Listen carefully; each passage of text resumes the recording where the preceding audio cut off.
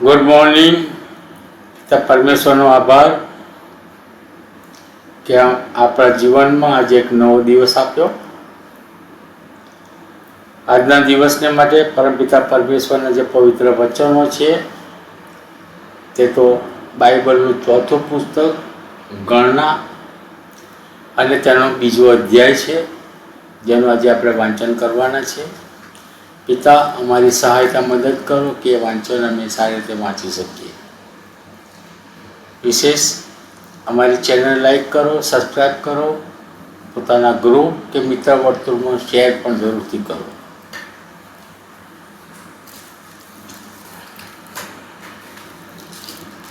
ગણનાનું પુસ્તક તેનો બીજો અધ્યાય.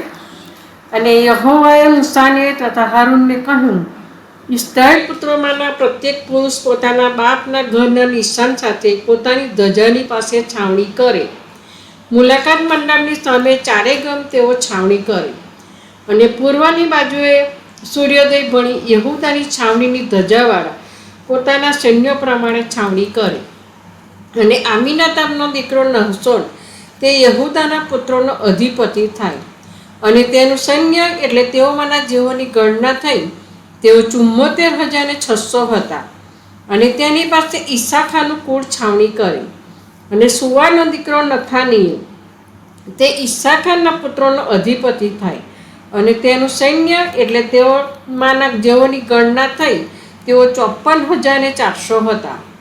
અને જબુલનનું કુળ અને હેલોનનો દીકરો અલિયાબ તે જબુલનના પુત્રોનો અધિપતિ થાય. અને તેનું સૈન્ય એટલે તેઓમાંના જેઓની ગણના થઈ તેઓ 57,400 હતા. યહૂદાની છાવણીમાં જે સર્વની ગણના થઈ તેઓ પોતાના સૈન્ય પ્રમાણે 1,86,400 હતા. તેઓ પ્રથમ ચાલી નીકળે. રૂબેનની છાવણીની ધજા પોતાના સૈન્ય પ્રમાણે દક્ષિણની બાજુએ રહે. અને સદેવનો દીકરો અલીઉર તે રૂબેનના પુત્રોનો અધિપતિ થાય. અને તેનું સૈન્ય એટલે તેઓમાંના જેઓની ગણના થઈ તેઓ 46,500 હતા. અને તેની પાસે સિમ્યોનનું કુળ છાવણી કરી. અને સુરીસાદાઈનો દીકરો સલુમિયેલ તે સિમ્યોનના પુત્રોનો અધિપતિ થાય. અને તેનું સૈન્ય એટલે તેઓમાંના જેઓની ગણના થઈ તેઓ 59,300 હતા. અને ગાદનું કુળ અને રેઉવેલનો દીકરો ઇલ્યાસા તે ગાદના પુત્રોનો અધિપતિ થાય. અને તેનું સૈન્ય એટલે તેઓમાંના જેઓની ગણના થઈ તેઓ 45,650 હતા. રૂબેનના છાવણીમાં જે સર્વની ગણના થઈ તેઓ પોતાના સૈન્ય પ્રમાણે 1,51,450 હતા. અને તેઓ બીજા અનુક્રમે ચાલી નીકળી. પછી છાવણીઓની વચમાંની લેવીઓની છાવણી સાથે મુલાકાત મંડપ નીકળી. જેમ તેઓ છાવણીમાં રહે છે તેમ તેઓ પોતપોતાની જગાએ પોતાની ધજા પાસે રહીને ચાલી નીકળે. એફ્રાઈમની છાવણીની ધજા પોતાના સૈન્ય પ્રમાણે પશ્ચિમ બાજુએ રહી. અને આમીહૂદનો દીકરો એલિશામા તે એફ્રાઈમના પુત્રોનો અધિપતિ થાય. અને તેનું સૈન્ય એટલે તેઓમાંના જેઓની ગણના થઈ તેઓ 40,500 હતા. અને તેની પાસે મનાસાનું કુળ રહે. અને પદાહસુનો દીકરો ગમાલિયેલ તે મનાસાના પુત્રોનો અધિપતિ થાય. અને તેનું સૈન્ય એટલે તેઓમાંના જેઓની ગણના થઈ તેઓ 32,200 હતા. પછી બિન્યામીનનું કુળ અને ગિદ્યોનીનો દીકરો અબીદાન તે બિન્યામીનના પુત્રોનો અધિપતિ થાય. અને તેનું સૈન્ય એટલે તેઓમાંના જેઓની ગણના થઈ તેઓ 35,400 હતા.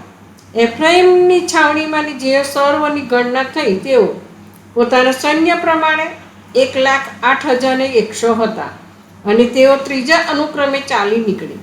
દાનની છાવણીની ધજા પોતાના સૈન્ય પ્રમાણે ઉત્તર બાજુએ રહે.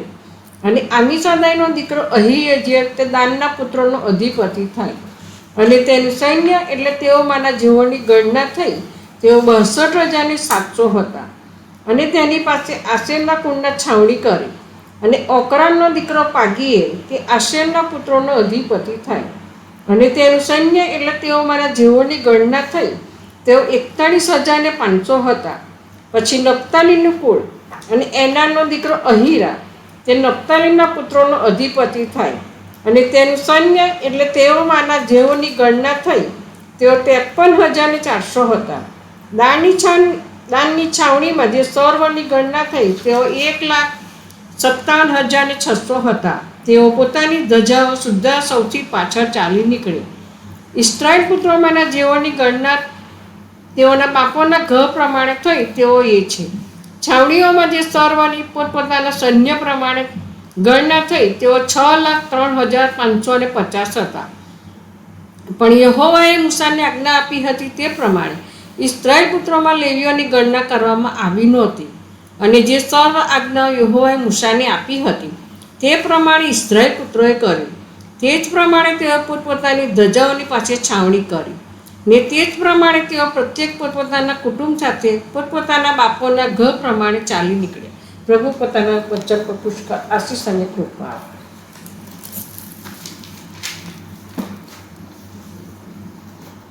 પ્રાર્થના કરીએ.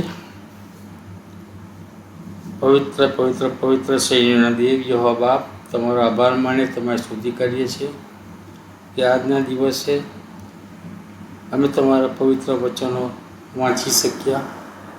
એ વચનોને પ્રભુ પિતા અમે વાંચીને ભૂલી ન જઈએ, પણ એ વચનો સમજીએ, અમારા જીવનમાં ઉતારીએ. તેને માટે તમે અમારી સહાય તો મદદ કરો બાપ. તમારી અસીમ કૃપા, દયા, ભલાઈ અને પ્રેમમાં અમને ધરી રાખો બાપ. અમારા શરીરોને માટે જોઈતા સગળા સારામાંના તમે તમારા પવિત્ર નામમાં પૂરા પાડો છો. એ સગળાને માટે અમે તમારો આભાર તો ઉપકાર માનીએ છીએ પિતા. વિશેષ પિતા, તમારો આવવો ખૂબ જ નજીક છે અને કોઈ પણ એક આત્મા નર્કમાં ન જાય એવી તમારી ઈચ્છા છે પિતા. તો એ તમારી ઈચ્છા પરિપૂર્ણ થાય એવી પણ અમે તમારી પાસે કૃપા તો ભલાઈ, દયા, ભલાઈને પ્રેમ માગી લઈએ છીએ. અમારી દેશ અમેરિકાને તમે આશીર્વાદિત કરો, તેના રાજનેતાઓને આશીર્વાદિત કરો. એ રાજનેતાઓને દેશ ચલાવવાને માટે તમે શક્તિ, સામર્થ્ય, બળ, બુદ્ધિનું દાપણ પૂરા પાડો. ભારત દેશ અને તેના રાજનેતાઓને પણ આશીર્વાદિત કરો. તેઓની સહાયતા મદદ કરો અને તેઓને પણ બુદ્ધિ, જ્ઞાન, દાપણથી ભરપૂર કરો પિતા. તેઓ આ દેશ પ્રજાના હિતના નિર્ણયો લઈને ચલાવે એવી કૃપા પણ તમે થવા દો. વિશેષ પિતા, અમે જાણીએ છીએ નથી જાણતા ઘણા લોકો જો હોસ્પિટલમાં બીમાર છે, જો ઘરે બીમાર છે, એ સગડાઓને તમારી સમક્ષ લાવીએ છીએ. તમારા તંદુરસ્ત સાજાપણાના હાથના સ્પર્શ વડે તેઓને સાજાપણું આપો અને તેઓની સાથે પાસે રાખતા. વિશેષ પિતા, અનાથ, ગરીબ, વિધવાઓની સહાયતા મદદ કરો બાપ. તેઓને જોઈતા સગડા સારાવાના તમારા કુટ ભંડારમાંથી પૂરા પાડો બાપ. જે કુટુંબમાં મરણે પ્રવેશ કર્યો હોય એ કુટુંબને તમારા આત્મિક દિલાસાથી ભરપૂર કરો અને સ્વજનના જવાની જે ખોટ પડી છે એ ખોટ સહન કરવાને માટે પણ તેઓને તમે પૂરું હૃદયપૂર્વક પૂરું પાડો. તમારો આવું ખૂબ જ નજીક છે. તમે આવો ત્યારે અમે તમને મળવાની હરદમ તૈયાર હોઈએ તેવી કૃપા પણ અમે તમારી પાસે માગી લઈએ છીએ. તેને માટે પણ તમે અમારી પર દયા ભલાઈ કરજો બાપ. અમારી આ સગડી અરજો ગરજો વિનંતીઓ અમે તમારા પુત્ર, અમારા પ્રભુ ઈસુ મસીહના નામમાં તમારી સમક્ષ લાવીએ છીએ પિતા. ત્યાં તેને સાંભળીને તેને માન્ય કરજો બાપ. આમીન. આમીન.